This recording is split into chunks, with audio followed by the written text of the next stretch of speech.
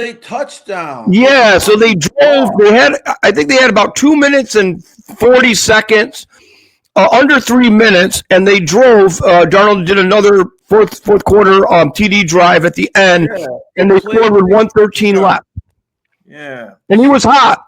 He was hot on that drive, just like he was hot in the Chicago drive on overtime. So then the big head Murray, Kyler Murray, got the ball back, and they had minute 5, and the Vikings played good D on him, and pressured him, and then he threw a kind of like a Hail Mary. It was 3rd and something or 4th and something, and he threw a Hail Mary, and one of the Vikings picked it off at midfield because they were obviously trying to get in field goal range, but it didn't happen. So, and the Vikings, you're right. You mentioned injuries. They've got Gilmore's out. I don't think he's going to play this week, and his hamstring screwed up. He left that game in the second quarter. Yeah, the Arizona game. He's a good, and the DB that came in, they smoked him. Harrison Jr. smoked him a couple times. So I don't know what they're going to do there, but they're relatively pretty healthy. They signed this guy, Kelvin Joseph. He used to be a draft choice of the Cowboys, 2nd-round pick. He's terrible. He's terrible. He couldn't. Right now, he couldn't cover my grandmother if she ran a double move. No, yeah. If your grandmother did it, yeah. Your grandmother was going to go to the post, but then she goes to the sideline. Post flag move. He would fall down. No, I mean the Vikings got rid of all their crappy guys, basically in the defensive backfield. But then this guy is a backup. We haven't seen a backup yet, and obviously they're limited, and they're going to have to do something with this guy because I don't think they're playing the Falcons. Okay. Today's an interesting game for the Vikings perspective, and we'll stay on the Vikings because they're your team. Oh yeah. And I have a couple trivia questions for you later regarding the Vikings. Oh, I love it. Right now, the Lions are playing the Packers tonight, right? Yep. Obviously, that's a big game. Lions are the best team. They're the hottest team in football right now, right? Well, them and the Eagles. The Eagles are also the hottest team in football. So the Lions are 11-1. The Packers are 9-3, and of course, the Vikings are in the middle at 10-2. Yep. The Vikings are in an interesting position right now tonight because the Vikings don't care who loses. If the Packers lose, they drop to 9-4, which gives the Vikings the lead on the number 1 wild card spot. Right, so that's good, right? Mm-hmm. And obviously, if the Lions lose, they drop to 11-2. So the Vikings win on Sunday, and so the Vikings could actually tie the Lions for first place and keep the Vikings in the running for the number 1 record in the NFC. So either way, the result of this game doesn't, the Vikings, they benefit from something today. So that's a good thing for them. Yeah, and I'm trying to figure out those scenarios. All day I've been walking around, because all day when there's an important game on, like for me, this isn't the Vikings, but how all day, it's funny. It's almost like you're playing in the game. You remember when we were in high school? And the day of the big game, you just were walking around and you wouldn't talk to nobody, but you were going through the game in your head, going through the game. So today, like usually with the Vikings, I'm going through this game in my head. And I was asking myself what you just said. So, I mean, what should I root for? Well, I'll tell you this. The Vikings' remaining schedule is the Falcons and Bears and Seahawks the next 3 weeks. So those are all winnable games, obviously, right? Yeah. Even though they're at Seattle. They're home the next 2 weeks against the Falcons and Bears. They should win the next 2 games. They're at Seattle.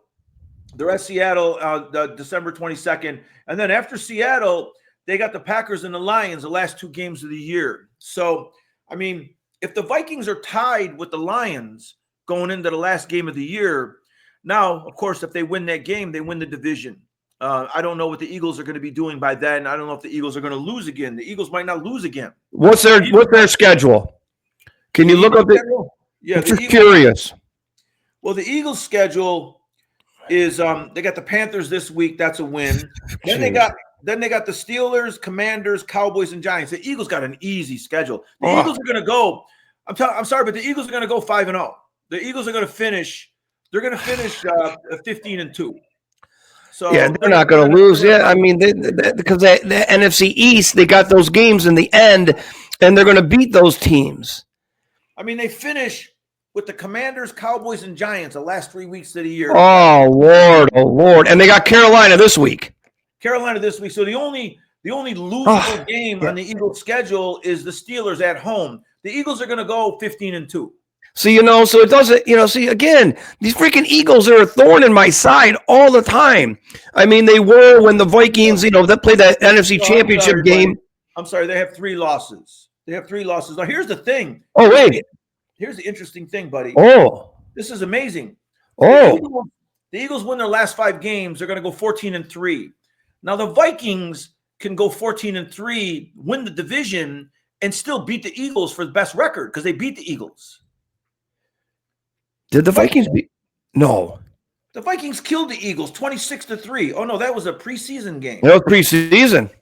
Oh, so yeah. So it's going to go to 15-2. Yeah, 15-2 the Eagles are going to be. So in the Vikings, if they're tied, if the Vikings only have 2 losses, who gets tiebreaker, you think? What does it go, conference schedule? Yeah, if it's not head-to-head, the next one is conference. So can you look up the conference thing? What are you on, the ESPN app? Or whatever. The losses are conference losses. They lost to the Falcons and Buccaneers. I'm sorry, the Vikings are not going to go. They're not going to go 15-2. They're not going to win out. No, I know. It's just I know that's not an option. No. So what's going to happen is, Philly is probably, Detroit. Like Detroit could lose this game. The Vikings could beat them. Detroit ends up playing someone pretty good too. Wait a minute. I think they got a good game against, I think it's next week. Where's that game that I was like, oh, they're playing those guys? They're playing the Bills. They're playing the Bills next week. And they play San Francisco still. And they play San Fran, which, so the thing that's probably going to happen, the Vikings may be able to win that division, but I don't think it's going to matter for home field throughout. The stupid Eagles are going to get it again. Oh, yeah, for sure. And that's a big advantage. That's a big advantage. Like, I have nightmares. The Lions' schedule. The Lions got Packers at home, Bills at home. Then they go on the road for the Bears and the Niners, and they got the Vikings at home. Man, the Lions got 1, 2, 3, 4, 5 tough games, including tonight. Including tonight. Yeah, so including tonight. That's what I mean. So the Vikings could maybe win that out. But the Vikings are going to have to go undefeated because Philly's not going to lose the rest of the season. If the Vikings tie them, I got to look at that thing real quick here, the standing thing. If the Vikings tie them, they won't have head-to-head. So let me look at this. I know it's not going to be in my favor, but where's the Eagles? There they are, conference. They're 6-2 in conference. The Vikings are 6-2, or 5-2 in conference. So the Vikings are 5-2 and they're 6-2. I don't know. Maybe they could win the tiebreaker. They're not going to. I know. So Philly has the front running. Like, everybody keeps talking about Detroit, but really at the end of the day, it's that thing. Like, I can't stand listening to these pundits on TV, and they talk about the Jets, and they talk about San Fran, and they talk about all these stupid teams. And KC, they always talk about KC. Talk about Baltimore. Detroit, they talk about them, but people are forgetting the Eagles. The Eagles snuck up on everybody. It's like, what? Well, I don't think anyone's forgetting the Eagles now. I mean, now, no. Barkley, no one. The Eagles are good. Yeah. Yeah, now they're not, but it's funny how no one ever talks about the Vikings. Like today, I was watching that show with that guy with the long hair on Fox. Nick Wright. Yeah, what's the name of that show? Speak Up or Nick Wright? Speak for yourself. Speak for yourself. And that guy from the Packers. Isn't there's a Packers ex-wide receiver on that show?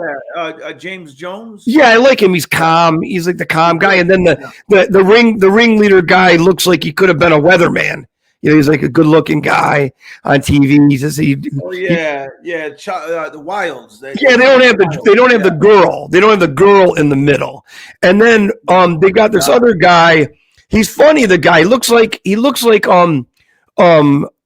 Ice-T, the other guy. Yeah, Chris Broussard. Yeah, they call him Brawl or whatever. And they got this thing. Yeah, well, Brew. And he looks like Ice-T's nephew. Yeah, he could be Ice-T's nephew. And then they do this segment like bring Brew a sandwich. He's always got to have a sandwich. This guy, I like that guy though. He gets in it with that right guy, but that right guy's funny because he's got that haircut like from the '90s. You know, I used to have that haircut when I had a good hair. He just grew that out like a year ago. Like, did he? Because remember, I had that hair. When I had good hair in the 90s, I had that hair. Yeah. And I look at him, I go, look at this guy, this young guy, young buck over here. And he gets going and gets going. And like today he was talking and he gets into it. And you say they got to, the Bengals got to trade Chase. Their Super Bowl windows closing. And the guy, that bro guy, he's like, what are you talking about? You got to trade them. And then he goes, yeah, they should. And what they should do is you trade them to the Vikings and get JJ and him together. And he's going on and that can't happen. No, I don't know about that guy. I don't know who. I can't get a gauge on who his team is. Do you know who his team is? Because everyone's got a team. Who? Nick Wright? Yeah. What's his team? Yeah. No, he doesn't. He leans toward. He leans toward no one. I think Kansas City. I think he's partial towards Mahomes in Kansas City more than anything.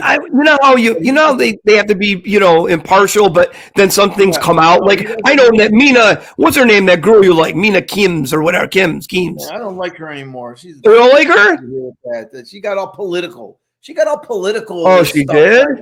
Yeah, she's done with her. Well, she's a Seahawk fan. Yeah, whatever. Who cares? You can tell you got the thing back, the helmet back there and stuff. But that Wright guy's funny. I like him, and he goes off. But some of the stuff is kind of like nuts. And then some people don't talk about. I know that Nick Wright was born in Kansas City. Where did he go to college? I knew he was born in Kansas City, but Nick Wright went to Syracuse University. He's an SU guy. Yeah. So he's the SU School of Broadcasting. I swear to God, you go to that school, you know what the SU School of Broadcasting is like? It's like going to the Wharton School of Business and you get a finance job. Yeah, it's like it's the Barstow School. Yeah, you just get a job. I mean, you get a job in broadcasting like no problem. You just got to show them the degree. Yeah. I could probably print the degree up, go in there and go, yeah, I went to the Q's. Hey, okay, they'll give you a job. But I like him. I like their show probably the best. But to get back to the Vikings, they're not going to go undefeated. You're right. I think Nick Wright does a better job on those shows than all those other guys. I like him. Yeah, no, he's good. He doesn't fall. He doesn't fall for all the garbage with some of these other guys. And then the other thing is he doesn't just run down players like. It's funny. I've been meaning to talk to you. Like Stephen A. Smith.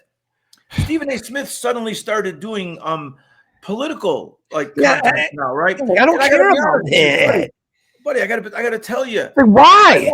I like listening to him do politics better than I like listening to him doing sports. On sports, he's an idiot. He never on sports he just uses a bunch of words and never says anything. I always tell you that Stephen A. Smith.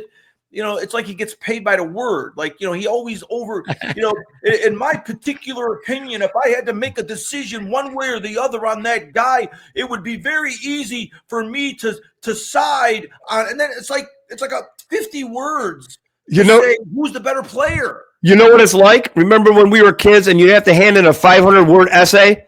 And you would add words. You'd add words in because you couldn't get to 500. Stephen A. Smith he over talks it, and it's just like get to it. In my particular opinion, if I and nobody tells me what I think about this particular. He's subject. So fun. He's so nuts. Not just get to the meat of it. Yeah, and he never does. But so I'm going with you. Like I'm going to just come reserve. The Vikings are going to make the playoffs, so I know they're going to go on the road. And I just got to hope that they match up in that first round against like Atlanta or Seattle. They could beat anybody there. But then I got to worry. I got to hope something shakes up because if I don't get Philly out of there, that I can get a home game or get Detroit out of there. I know if the Vikings, for some weird reason, make it to the championship game against Philly in Philadelphia, they'll lose. They're not going to win the game. The Vikings ain't going to win. They won't win that game. Philadelphia crushes them at Philadelphia all the time. One of our next parodies is going to be we're going to parody A Few Good Men, and we're going to put a Viking slant into the dialogue. All right. And we're not going to have to worry about the Vikings winning. The Vikings are never going to win in our lifetime. They're just going to be it's just no matter how good they are, they're snake bit. They're just No, they're just gonna keep giving me that little glimmer of hope that they do, because they don't suck too bad every year, and they give you that little glimmer, and they give you heart attacks every game is crazy, and that just happens. But you know what? Well, just look at the way the Vikings have planned their team the last several years. Now they went out and they got Kirk Cousins, was the big free agent signing, right? And they signed him to a guaranteed 3-year deal, guaranteed money. And then they came back and they re-upped with him and they signed him to another. So Kirk Cousins was there like 4 or 5 years, right? Yeah. He was there 4 or 5 years. Just keep getting money. Yeah, just a cash register. So he was the free agent quarterback that they targeted. Like they went after him. They got the guy that they wanted. Now, ironically, they made it to the NFC Championship game before Kirk Cousins with Case Keenum, and they're doing way better without Kirk Cousins after Kirk Cousins with Sam Darnold. Yep, that's the Vikings. The Vikings in a nutshell. They get the quarterback that they're going after. They get the guy in free agency. In the 5 years that they have the guy, they suck.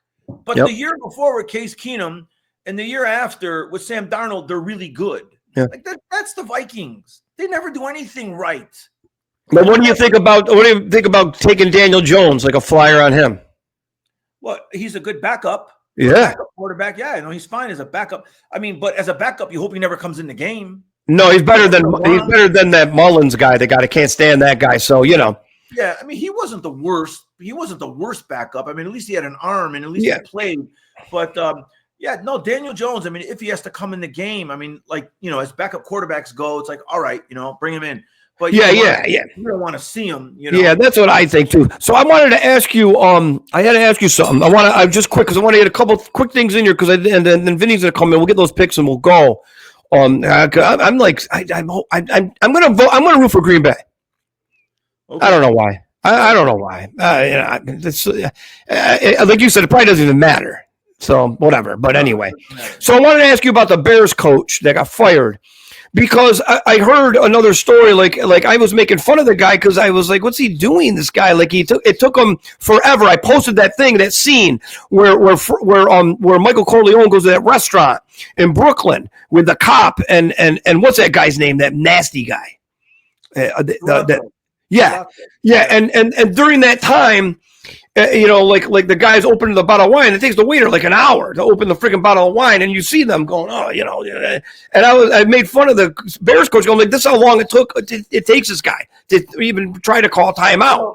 Well, but here's the thing: the Bears coach, he got screwed by the quarterback. Okay, so that's what I wanted to ask you. Is that true? It wasn't his fault. He got screwed by the quarterback. The Bears coach still should have called timeout himself. When it got down to 12 seconds. Okay. He still should have jumped in and bailed the quarterback out.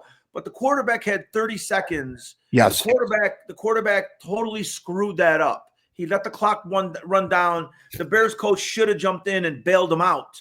But it just proved to me, well, first of all, that Bears coach isn't good enough. Like, he didn't know. Yeah, because he didn't know enough to step in. But secondly, that quarterback is an idiot. Like that's not the first time that guy's done that. That guy has no internal clock. He doesn't understand how to work the pocket. He doesn't understand.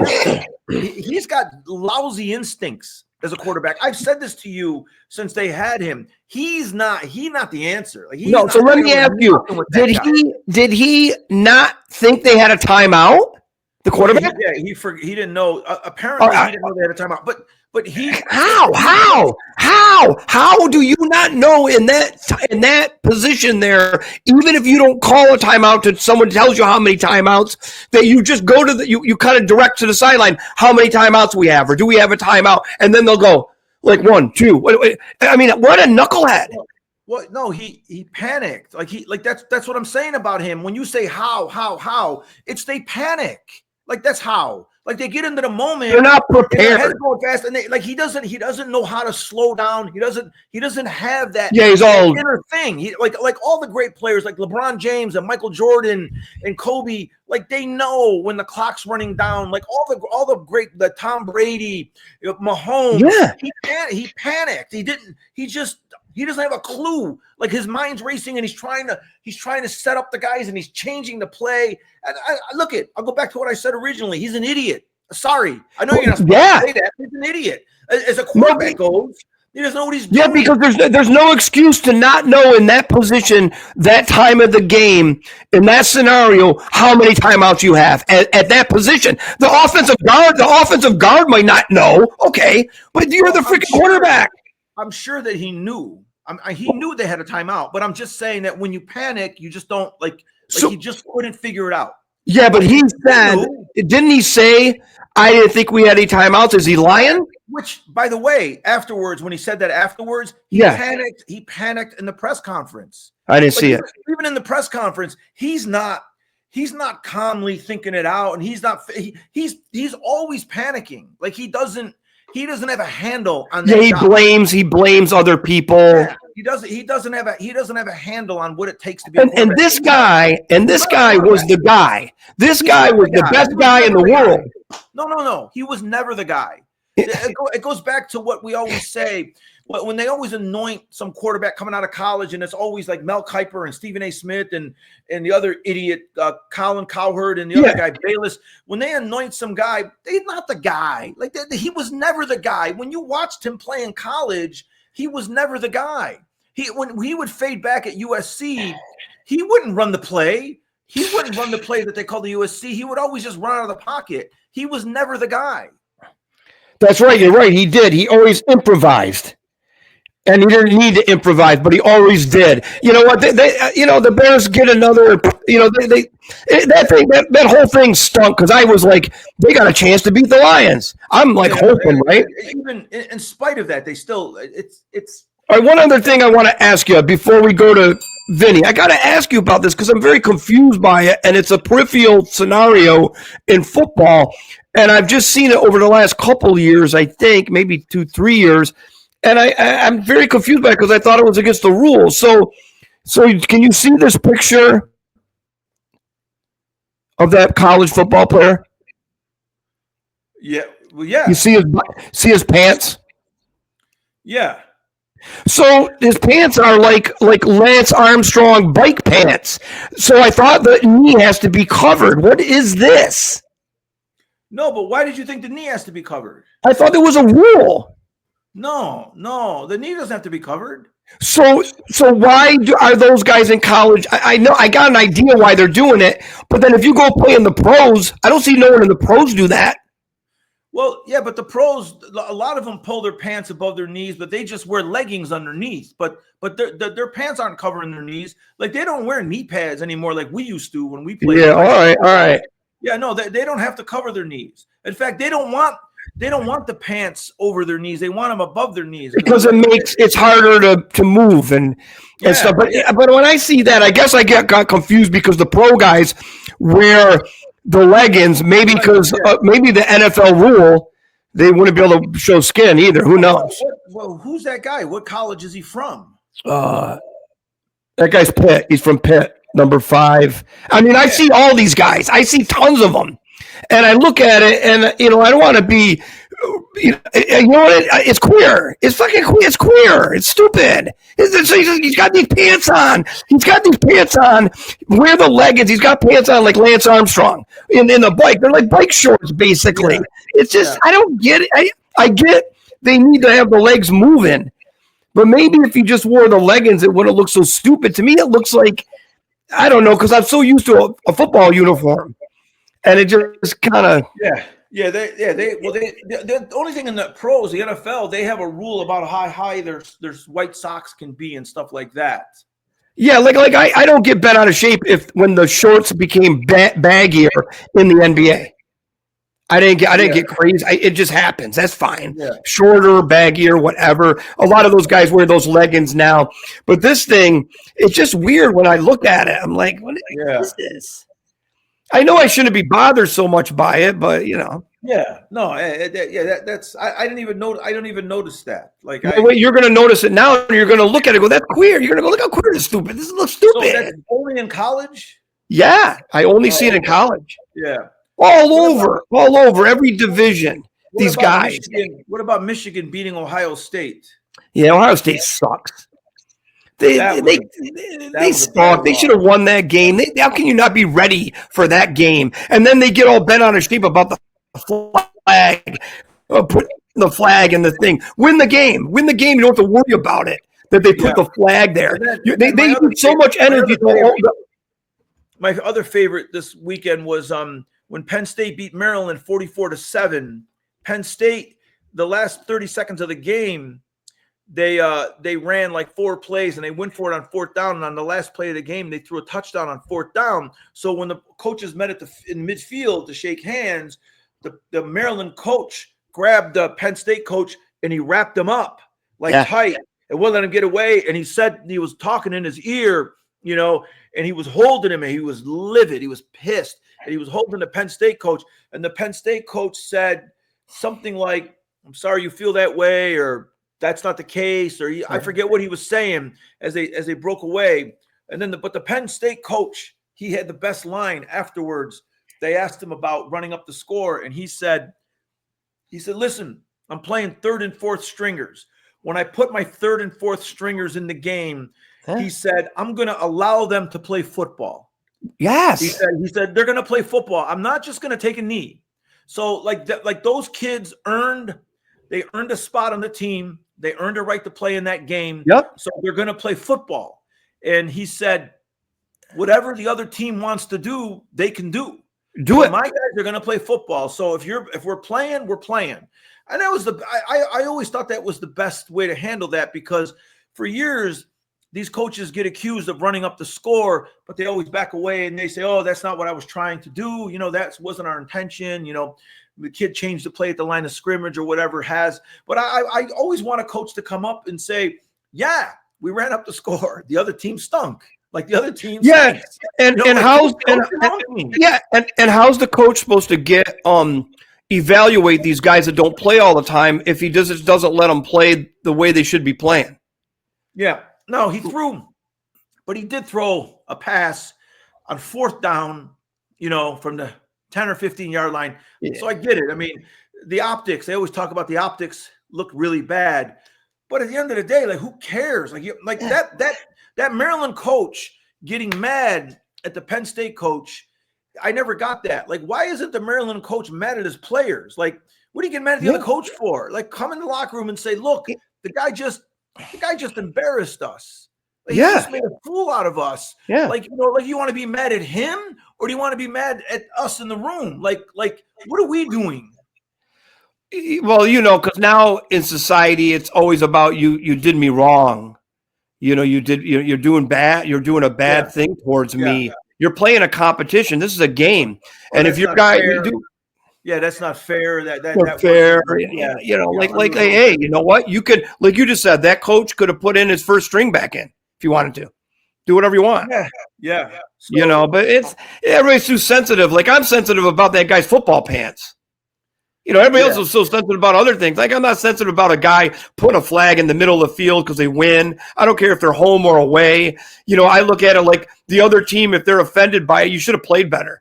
You should have used some of that energy that you got so mad at the end of the game when they planted the flag, and you should have used that during the game. Absolutely, buddy. I mean, you have some pride. It's like, "Oh, you can't do that," all that, whatever. So let me get So Tony, Father Tony's back. I got to get Father Tony in here. We're going to get some really good games this week. I got a good feeling about it with Father Tony. Hang on here. Where's my other one? I got to get Father Tony in here. Hang on, Father Tony. I'm doing my best here. Wait, I got that, and I got what happened here? See, I screwed up, Father Tony. There he is. There he is, Tommy. Hey, praise God for Christ's sake. Hey. Yes. Praise God. God, always with us, God. Always with us. What's up, Father Tony? Hey, it's good to be back, guys. Hey, listen, I got to tell you, man, this is the only sports internet podcast where you got a guy talking about wardrobe. All right? It bothered me. You got to go look at Father Tony. Father Tony, you understand this as a man of the cloth. You have a uniform. There's a particular uniform you have to wear. And most people that play football wear a particular uniform. And these college kids now are not wearing the standard uniform. And it bothers me because I'm a purist. And I want them to wear the standard uniform. I don't want them to have Lance Armstrong bike shorts on. I agree basically playing football. That'd be like you not. What would you not be able to wear? What would be sacrilegious that you would wear? It wouldn't. Well, if I didn't put on, the collar, if I didn't, Yeah. they'd say, "Who's this guy taking confessions?" Yeah. What's if I didn't put on the robe and the hat Sunday for mass, they'd say, who is that guy? Who is Yeah. Who's he think he is? It's like an open mic here. Yeah. Yeah. Let anybody get up and read the scripture. Well, you gotta wear the right uniform, right? Hey, Father, do you ever like mess with anyone in the confessional? They come up, they have a couple of little minor sins, maybe they told a fib, or maybe they told a little white lie, or maybe like they cheated on their taxes or something. And do you ever just mess with them and give them like 1,800 Hail Marys or something? Do you ever give go over the top just to mess with them? Like, listen, I want you to do like 1,800 Hail Marys and 2,000 Our Fathers, and then say I want you to work like the the community, the food, the food drive. I want you to work the food drive for the next 6 months. Do you ever mess with them? I did. I do, little things. One time, this guy comes in, he's talking about, he told a lie. He cheated on his taxes. He cheated on his wife, and I said, listen, man, I can absolve you for the wife thing. I can absolve you for the lie thing, but that taxes thing, you're going to hell, buddy. There's nothing I can do. I can't help you with that. All right, that's out of my jurisdiction. That's so wrong. He's like, can I just say that all three of us are going there for that? That is funny though. That's funny. You should have. Father, I just want to say one thing. Like one of my favorite parts of the show is now turning into. I know you're sitting off to the side, for the first 20 or 30 minutes listening to the show, and I say what did you glom from the first 20 or 30 minutes? So today, the main thing you got was the side, the side piece about the wardrobe discussion, right? That's something that you got. I came in at the end of the discussion about the guy who isn't the man. You said he was never the man. I don't know who you're talking about. But you were talking about that, and I'm like, you Caleb Williams. Didn't repeat the name, so I don't know who you're talking about. We're talking about Caleb Williams, but when you heard me say he was never the man, you could tell that I'm just dismissing what all the experts have said. He's not the man. That's what we love about you, T. You got your own take. Yeah. That's what the experts say is not the way to go, because they're rarely right. They're rarely right. How many times have you watched the news and they all got the same talking point? They all do. Same thing. But I always say the evidence is in the numbers. Tom Brady, one of the greatest quarterbacks ever lived, he was the number 199. So they picked 198 guys in front of him. They picked 7 quarterbacks in front of Tom Brady. They did a documentary called The Brady 7, where they went and they followed the 7 guys that they picked in front of Tom Brady. And I swear, like 2 of them are CPAs, like one of them, one of them's a stay-at-home dad. None of them, you don't even know. One of them, his name is Giovanni Carmazzi. They picked Giovanni Carmazzi in front of Tom Brady. Yeah. He played literally a half of one game against Brady in a preseason game. He played a half of one game. He was so bad in that half that the team that picked him said, "Oh my God, we made a mistake." Yeah. Where did he go to college? That guy.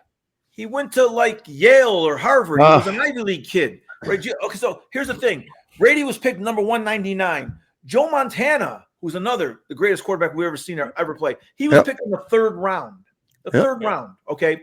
And then the last one is our favorite, is Dan Marino. He was picked 6th in the 1st round. Yeah. They picked Tony Eason, Ken O'Brien, Jim Kelly. They picked everybody in front of him. So that's why I say when Barry D says, well, he was the guy, everyone said he's the guy. No, if they're saying he's the guy, he's not the guy. Right. Yeah. When everyone's going, this is the can't miss guy, it never is. So let me ask something to you. You had access to this this list, this 199 list. Yeah. Who was number 1? Number 1, the in that draft. Who was it? Yeah. 2000. I don't want to look it up. You even know his name, right? No, I don't remember who number 1 was. Yeah. But there were, out of the 7 guys, there was I think there was one guy that was decent. I think it was maybe Alex Smith. You can't trust this. You can't trust this. You know, there's that story about Robin Williams who won the San Francisco. Oh no, I'm sorry, came in 2nd place in the San Francisco comedy competition. You know who number 1 was? Of course not. No. Yeah, no, I Yeah. know, right? Yeah, who was it? Who nobody knows. Yeah, where is that guy? Who knows? I don't know, Tommy. I think out of those 7 guys that got picked before Brady, the only guy that had a decent career was that Jets quarterback, wasn't it? In front of Marino or I Brady? mean, in front of Brady, wasn't O'Brien? Didn't he have it okay? Was it? No, O'Brien was in front of Brady. O'Brien was drafted in front of Marino. Yeah, he was the only one that had an okay career out of the rest. It was the Jets guy. It was Chad Pennington. Chad Pennington was number 1. You ever hear of Chad Pennington? Sure. Yeah. No, He was number 1 that year. We're talking about the Brady year. Chad Pennington. The Brady year. Okay. Wow. Yeah. And Giovanni Carmazzi. He went to Hofstra. He went to Hofstra. Chris Redmond went to What is that, a culinary school? Yeah, Hofstra is a culinary school, basically. Yeah. Mark Bulger. Oh my God. Spurgeon Wynn.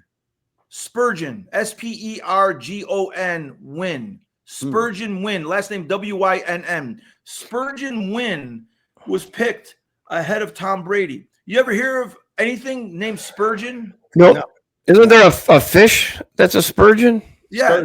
Sturgeon. See, Sturgeon. I knew Spurgeon, same thing. Right? Father would know that. Spurgeon Wynn was picked 183 out of Southwest Texas State. The Cleveland Browns picked Spurgeon Wynn ahead of Tom Brady. Now, here's the other thing, Father Tony.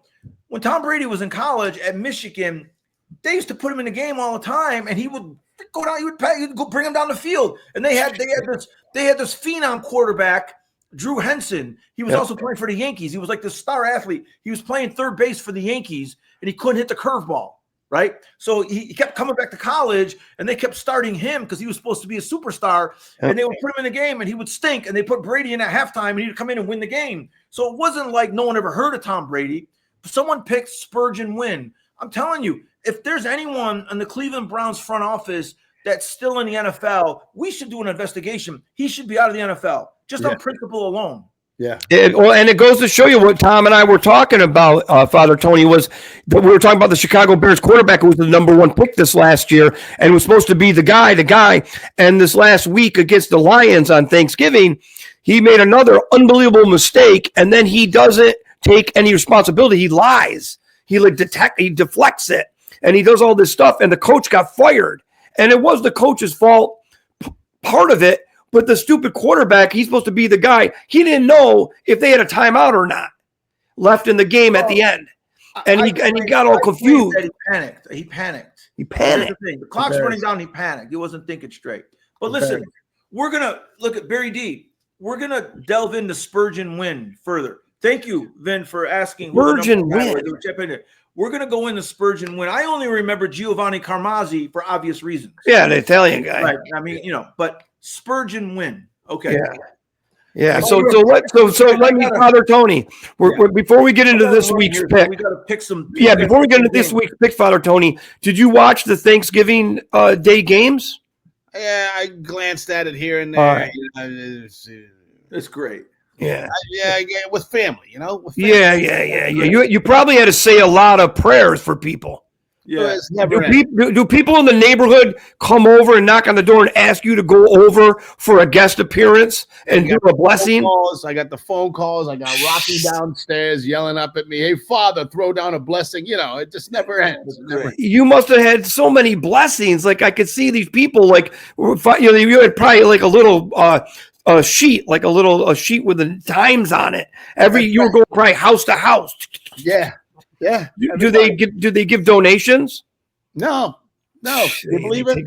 They take advantage of Father Tony, Tommy. They think it's it's Thanksgiving. It's like I owe it. You know what I'm saying? Yeah. Okay. So listen, I got my picks. I know. All right, let's go. Your picks. So So my picks are this is an easy week. This is a very Week 14 NFL. Tommy T's picks. Yeah, this is an easy week. The Steelers lost to the Cleveland Browns in a snowstorm a few weeks ago. Oh yeah, that's right. So now they're playing at home. The Steelers are -7. Take the Steelers minus the points. The Cleveland Browns are not going to beat the Steelers. The Jameis Winston, he's another quarterback like Caleb Williams. He was the number 1 pick in the draft years ago. Yeah. He doesn't know where the play clock is. Like he's at the line of scrimmage and the play clock's running down 5, 4, 3, 2, 1, and he doesn't hike the ball. Like he's an idiot. Like one time you told me you thought he was colorblind because he would throw the ball to the wrong team all the time. Yeah. No, I'm sure he's colorblind. I'm 100% sure. Vinny, in that game, Vinny, he threw 2 touchdown passes to the other team. Who? Interceptions and they ran it back for a touchdown. The guy doesn't know what jerseys his team has. But you don't know who your guest is. You don't know who you calling Vinny. While he's throwing for 400 yards, like 450 yards. Yeah. But let me ask you something. Let me ask you guys something real quick. We'll get right back to the bets. I got to ask you this question. I saw a while ago, I think it was a couple years ago, that a guy with like one arm made it to the NFL. Is that guy still in the NFL? Are you talking about the pitcher for the Yankees? No, there's a guy. He's like, he had one arm. He had one arm, and he was in the NFL. No, that never happened. What was that? Was I dreaming? No, there was a one-arm pitcher for the Angels. Yankees, Angels. What was his name? Jim Abbott. Jim Abbott. Yeah. No. This was he put the glove. He would put the glove on his stump. He had a stump. He put the glove on his stump, and he would throw the pitch, and he'd stick his hand in the glove, and he'd catch. And he was a great pitcher. And then he had a way of flipping the ball out of his hand, putting the glove under his arm, and throwing it again. You have to watch video of this guy. He was a good pitcher too. Okay, remarkable. What's the one-armed NFL one-armed football player? I saw this special on. I'm like glancing at it. I saw this guy. Well, I got to look this up. Well, I'll tell you one thing. The wide receiver for the Los Angeles Chargers, that Quentin Johnson, he catches the ball like he's only got one arm. He can't – I mean, did you see the game the other night against the Ravens? Yeah, he's good. They were throwing the ball like it was hitting him between the numbers. His hands are gigantic. The guy's got huge hands. He couldn't catch nothing. Yeah. So Tommy, you don't know I don't know a guy in the NFL ever. You think we would know that? There's not I don't think there's a one-arm guy. I don't think there's a one-arm guy. But then again, Ferdinand Wynn played in the NFL. Maybe he was just at tryouts or something, and I was watching the thing, and he's trying to get. Oh, okay, that could have been. Maybe that's what it was. I don't know, because I got to tell you, man. I mean, it's tough. It's a tough racket. I know it is to get into an NFL. To get onto a roster, but getting beat out by a guy with one arm, man, that's got to haunt you for the rest of your life. I mean, how do you get any respect from your dad? I mean, who beat you? Who's on the team? The one-arm guy. That guy got on the team and you didn't. I would tell my son. I would say, son, but you know what though, son? I think that if the guy had no arms, I think you would have beat him out. You would have beat.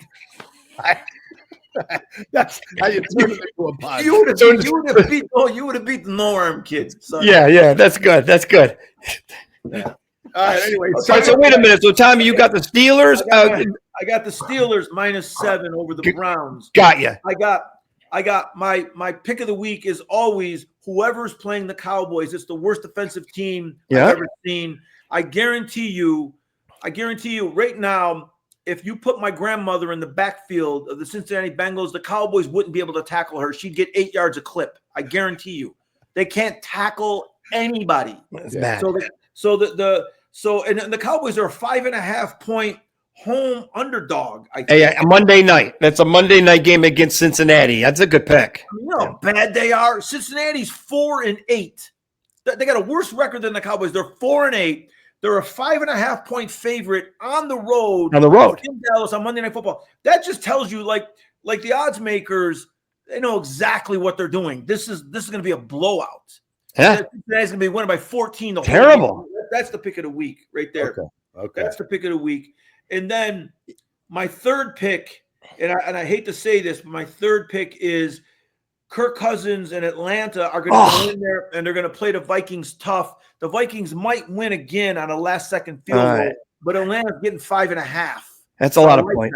I like that. Those are so you're going to take 5.5 with Kirk Cousins, who hasn't thrown a TD pass in 3 weeks, I think, and he's thrown like 7 or 8 picks. 4 interceptions last week. He's got eight picks and 0 TDs in the last 3 games. But Tommy, that kicker for Atlanta, that little guy, he's good. That little guy, what's his name? Yeah, Young Kim Koo. Yeah, Young Kim Koo. Is he from South Korea? Is he from Young Kim Koo? Young Kim? Is he South Korean? Where's he from? Well, yeah, I'm sure they let him out of North Korea to kick field goals in the NFL. Yeah, sure. What do you think? Maybe they did. Maybe he's got a deal with them, but he hasn't been kicking good lately. Yeah, he's South Korea. Yeah, he's good. Well, I thought maybe you were going to tell me Japanese or Filipino or I don't know, some Asian Pacific Rim thing. I don't know. Tony. Wait, say his name again. Say his name again. I love that. Young Kim Koo. Young Kim Koo. Okay. All right. That's good. Sounds like an order at Pinkau, my favorite Thai place. It's good. Yeah. What is that? The cook? Is there a cook with the same name at your Thai place? Young Kim is probably like Jim in Korea. It's probably like it's probably a common name. I mean, come on.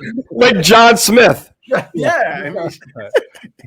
All right. So is that your 3 picks? Yeah, those are my 3 picks. Steelers minus the points, Bengals minus the points, and Atlanta plus the points. Yes. All right. Now, Father Tony, you've been thinking about this ever since you had some turkey and stuffing. So what'd you come up with?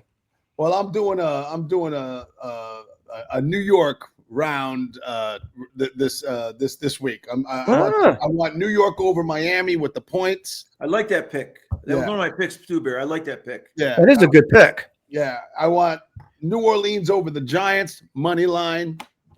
Where's that one? Yeah, New Orleans. This guy 5 weeks ago. New York Giants. New Orleans over the New York Giants. Yes, I got that. Yes. Yeah. Okay. All right. And my last one, of course, is another New York pick. I want Buffalo over LA money line. Yeah, look at him. Look at all of a sudden, Barry. He's picking money lines. Next week, I might put the fish on the hook. He's going to tease. He's going to tease a pick now too. Yeah. Oh yeah, he was going to start doing teasers. It's almost like someone spoke to him, and then he started switching it up a bit, and he learned from us a little bit, which is good. Tony, I like those picks. Those are good. Father, those are good. So, Father Tony, let's recap those again. You want the Bills money line. You want the Jets plus the points. That's a good pick. And then you want the Saints money line. He's got a New York trifecta. Yeah, New York. That's a good thing. So, Tommy, try to guess my over-unders this week. Oh, Barry, I love your over-unders. Yeah, over-under, Barry. Give me 3 over-unders. Well, I'll tell you. You know what they are. Right off the bat, you're doing over my tonight. Buffalo over LA. Barry's doing over on the tonight's game. Yes. Over on tonight's game. Over on the Packer Lions. Tell me the next one. He's doing over on tonight's game, and then he's doing on. Yes, I know what other over game he's doing. Well, he's doing Buffalo and the Rams over. Yes, because he likes the indoor stadiums. Buffalo and the Rams over. He likes that a lot. And then the other one his third game, his third over is going to be the Bengals and the Cowboys. Yes. Those are my 3 games. I know you. Those are my 3 games, and those are all winners. Yes. You kidding me? Look at those are easy pickings. Yeah. Those are like simple. I think we're going to be 9-0. 9-0 this week. That would be amazing. So if someone wants to put a little bet in, and then they could give us a donation for Father Tony, because we're giving these things free. Somebody's out there at the window or on the app going, I listen to these knuckleheads, and they're always like above 500. They're like 600, like 60%. And they're probably someone's raking in money on us. Yeah. They should give us. They should, send Father Tony a Western Union. It's for the kids. Yeah, for the kids. Like, do something. All right, so Tommy, we need to do 2 blessings.